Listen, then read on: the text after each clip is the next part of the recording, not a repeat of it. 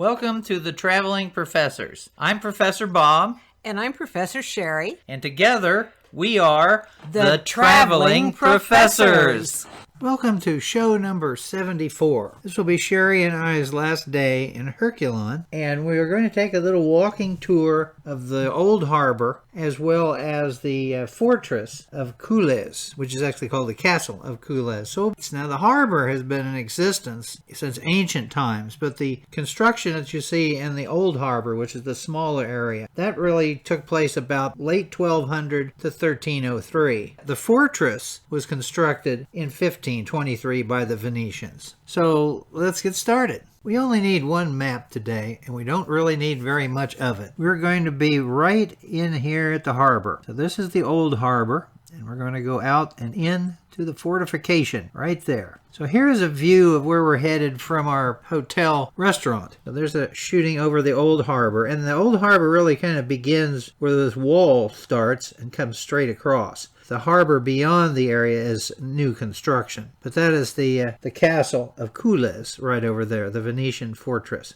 And then if we pan over a little bit, this shows the more modern harbor with the ferries, which we will be dealing with tomorrow on our trip to Santorini. So we leave the hotel, we walk down to the side of the harbor. This is where the double-decker bus would have been when we went driving around other places. So we start walking, and you see this area has a lot of small boats. Big boats, commercial boats, are on the outside harbor. And here we are looking straight down from the old harbor. There's the fort on one side. And actually there's several other buildings on this other side that we'll get to at the end. We're going to go down this whole area here and then come back and look at the old arsenal. So here's the causeway heading out towards the fortress. And one of the things that they didn't have here, usually when we go to one of these port areas, they have some excursion ships. For example, when we were at Ephesus, they had a kind of a made up to look like a Turkish pirate boat called the Big Baba. And other places, at Thessaloniki, they had a pirate ship that you could take an afternoon cruise with or whatever. But in Heraklion, no, just regular ships. So if you want to take a ride out, you just have to talk to one of the local boatmen. So you reach a point where the wall, you can have two choices. You can go on the outer side over here and see the coastal area, or you can go on the inside to get the inside view. So Sherry and I split up. I took the outside view. So here is the outside walk on the wall. And this is the one where they drive cars and vehicles in to do various things at the castle. But you can see the coastline. And here's Sherry's shots on the inside where it's a walking area where you just walk down the wall to the same, basically the same place. Here's the entrance to the castle of Kules. And above it is a lion of St. Mark. It's a little closer view. It's not in very good condition. Trust me, it's the lion of St. Mark. Upon entering the fortress, you see the place to get your tickets right there at the beginning. Now we're going to go through the lower level. They have some displays in different areas, and then we'll go up on the roof. Here's one of the displays. Got some nice explanation on the walls, and that's one of the cannons that was placed there. And then here's the chart if you're traveling through looking for what you want to see. So the pink area, that is where the ticket agency is located. Then we're going to walk and look at a couple of areas. There's a place where they have a movie. Then they have a hall right here where they have various events. And then we go down this direction, and then it'll split. So we're going to go off to the right-hand side and see the regular displays through the light yellow, and then we'll backtrack and take the other route, and that'll take us to the ancient displays. And then once we're finished with the ancient displays, then we have the stairs to go up to the roof.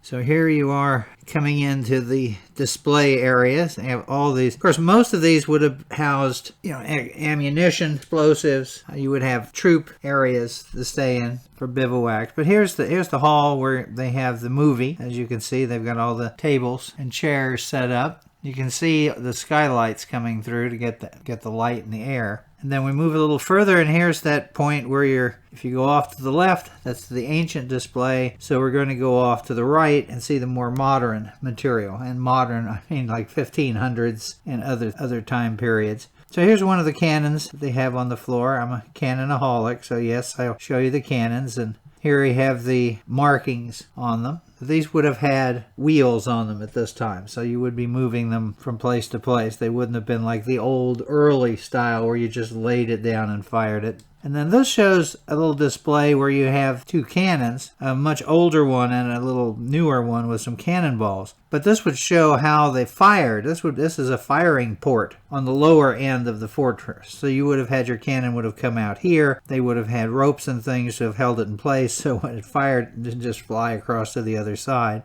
And they had several of these. So here's another one with the cannons pointing out. And then this is a side view, and you can see that some of them, they have two ports in an area. So this star fort that they've constructed allows for different angles. So you can fire from all sorts of levels. This is the lowest level. And of course, obviously from up above, you get a much higher shot. Now here's a view of the ceiling, how large it is. We're backtracking, and we're going to head towards the ancient section. So we make our turn, and you can see the ancient material up ahead. And since this has been a port since Minoan times, there's all sorts of things that you find. That is a magnificent display of amphoras. They have it tied. If you had a ship, how you would have put it in the ship hold. And so you had a rope and you tied through them and kept them in one place. And then they had another section where they had different carrying devices for wine and other things as well. Just large numbers. This one shows some of the weights and ballast that they used on the ships. There's a side view of some of the stone that was carried. I mean, they found leftover marble as if they'd torn a temple down and were moving it someplace else, and the ship goes down. So there's all sorts of things to look at. And then we turn around, and it's time to go up to the roof. So here is the flight of stairs. We just don't go straight up to the roof. So you come in, and then you go up, and then you turn again. So here's the first straightaway, and then here is the view as you're heading towards the final location up on top of the roof. So we are coming out right here on our little map, and we will eventually walk the whole thing, but I'm going to take a panoramic view from down here, and then we will walk towards the wall and then eventually end up at the highest spot. And then here is an artist's rendition of what the harbor looked like in Venetian times. So you can see the fort, and then you see these long buildings. That is the arsenal. This is where ships were manufactured, repaired, and also unloaded. There are some of these that still survive, not entirely, and we'll get a chance to go into those a little bit later on. We've just walked onto the roof coming up the stairs. So I'm going to go from the right side and shoot all the way around. So here we are on the right side, looking at the wall. We'll eventually later get up to the top. Then we turn a little bit more, see another section. And then here we see the wall. This is where the steps came up. And then here we are continuing to pan around. You can see some of the little gun port areas. And then looking out towards the farthest point, which will give you a great view of the secondary harbor, the business harbor. And then here we are looking straight down.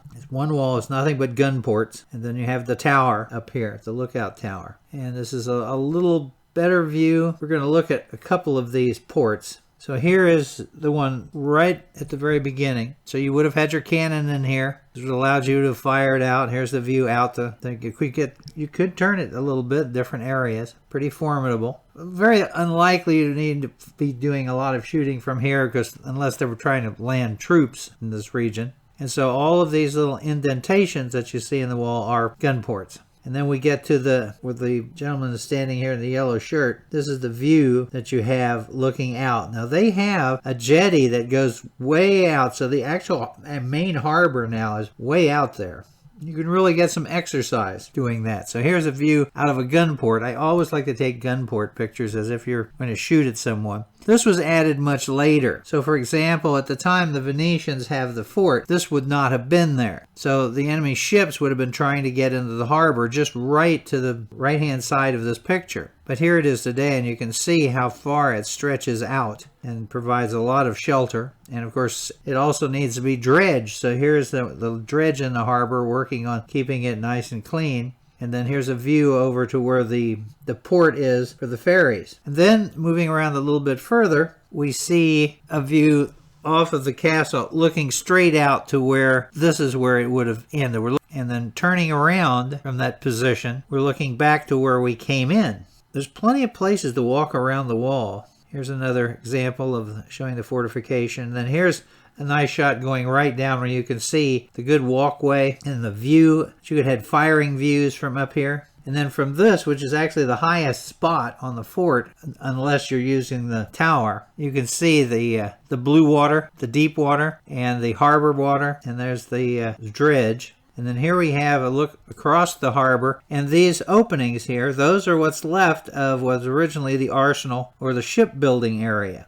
And then here we are looking back towards the ferry area. And then there's another shot of the inner harbor, which is not a very big harbor considering the amount of trade that the Venetians did. And then ultimately, here's the view back the way we came. So here's the causeway leading back to the city, and that would have been a large fortification all the way along there. And you see the little driving area, and then we could have walked up the other way. But that's again, you see what's left of, they call it the arsenal because frequently that's what the Venetians called it. That's where they built their warships and did repairs. If you go to Venice, the arsenal section was so well designed that the people who worked on the ships lived in the section of that arsenal where their part that they put on the ship or what they did to the ship took place. So you could actually, as a matter of fact, for the King of France, they demonstrated that you could make a war galley in one day, the way they had it set up. It was assembly line construction. And then here's a view of the coastline. So it's really well worth coming out here to take some pictures. That's really absolutely gorgeous. So after having wandered around the roof, it's time to go back down and walk over to the other side, and we'll get a look at those arsenals. So here's the entrance to the walkway back down into the fort. You have to watch your eyesight here. It blinds you coming up and you're blind going down. So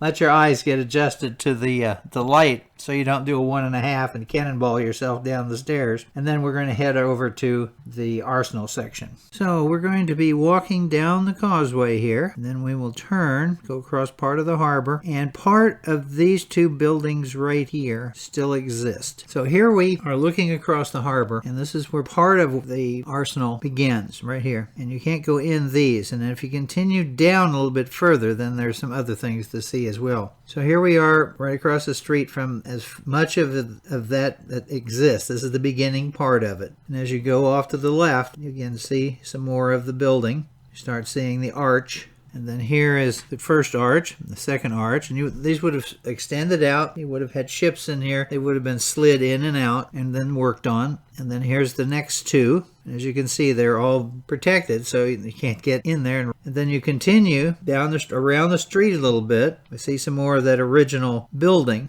And then you see the next set of arches. So you come down here and there's the one arch, and then here's a view down the whole section. And then here we are standing at the end looking down. Here we are on the inside walking down. Now they filmed a movie of some sort, and I keep wanting to say that some of Zorba the Greek was filmed here, but there is a movie that was filmed. That's what these little kiosks that you see are, pictures from the film. But that's the inside of the arsenal at Heraklion. Sherry and I hope you enjoyed the tour. Please come by our YouTube channel at Bob Packett, and please subscribe and leave some comments. Thank you very much. I've been doing podcasting on history for over 15 years. I've got over 4,000 shows, and I've done CDs, which of course can be sent out as USBs. So if you would really like to get more on history for free, then come by my website, as you see here, historyaccordingtobob.com, and see what's there. So thank you very much again.